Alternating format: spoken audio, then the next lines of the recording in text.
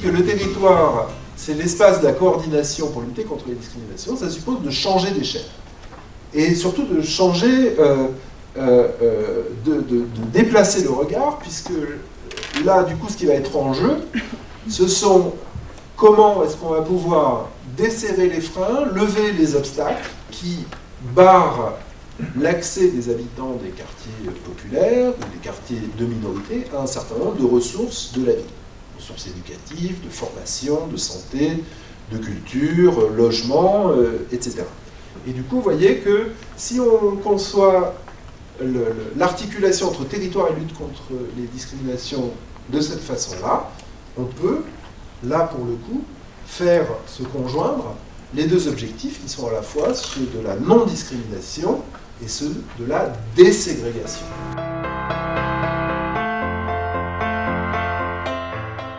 On a mis l'accent sur la jeunesse parce que c'est vraiment un secteur clé pour la prévention et à travers les jeunes, nous pouvons aussi toucher beaucoup de professionnels qui travaillent avec eux, que ce soit dans le domaine scolaire ou dans le domaine extrascolaire comme les animateurs socioculturels. Donc on essaye à travers les jeunes aussi de toucher les adultes, le grand public. Et il nous paraissait aussi très important de voir dans les espaces urbains qu'est-ce qu'on met en place pour lutter contre les inégalités.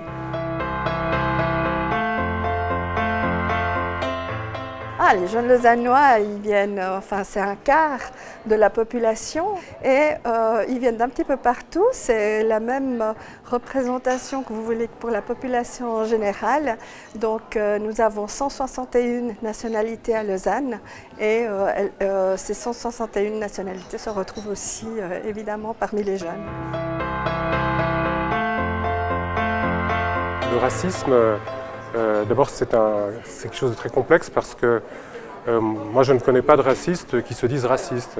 Donc ce n'est pas une idée rationnellement présentée comme ça qu'on peut discuter contre une autre, etc.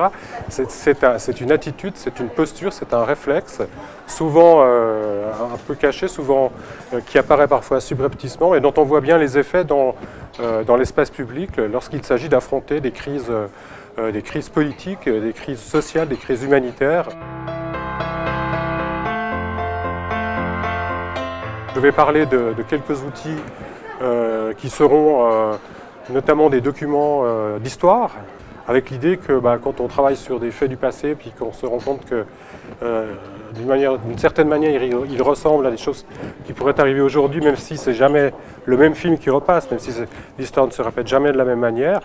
Par exemple, le fait d'étudier les manifestations de la xénophobie à l'égard des Italiens après-guerre, après la Deuxième Guerre mondiale en Suisse, ça permet de mener à une réflexion en se disant tiens, qui sont les Italiens aujourd'hui? Et est-ce que vraiment on a dépassé cette situation ou est-ce qu'on n'est pas en train de la reproduire d'une autre façon? Et c'est frontalement une réflexion qui doit concerner tous les élèves, parce que la lutte contre les discriminations, elle passe aussi par le fait que l'accès à des contenus scolaires émancipateurs est un droit de tous et de toutes.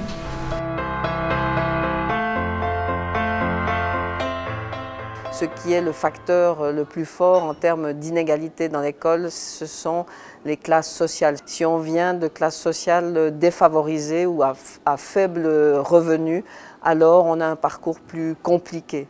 Alors souvent, il est vrai que les gens qui arrivent par la migration sont au début de leur arrivée en Suisse plutôt dans des classes sociales défavorisées parce qu'ils n'ont pas encore toute la puissance financière qu'ils peuvent obtenir au fil des années. Donc ça se recoupe souvent, mais ce n'est pas la nationalité ou le fait d'être migrant qui va être le facteur prépondérant, c'est de venir de familles pauvres ou des classes moyennes inférieures. Donc nous devons travailler sur ces éléments-là et nous venons aider de différentes manières dans l'école.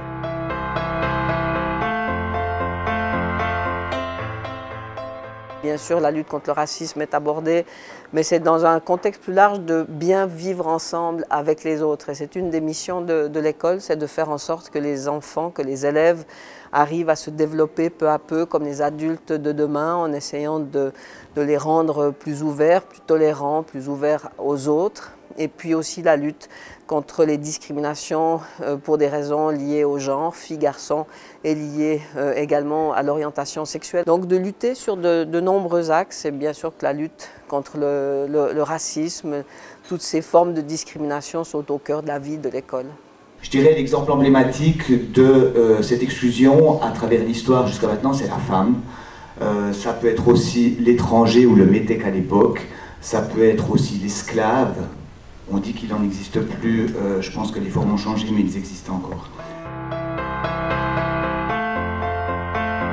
Historiquement, la citoyenneté a toujours été définie par les droits que les citoyens ont ou les devoirs qu'ils ont. L'animation socioculturelle vise à dépasser ce constat assez réducteur pour aller vers une citoyenneté d'un développement de pouvoir d'action des citoyens sur leur environnement. C'est-à-dire comment le citoyen peut agir sur son environnement, le maîtriser, en avoir la conscience, pour pouvoir le faire évoluer, voire le faire changer, naturellement dans des règles démocratiques et pacifiques.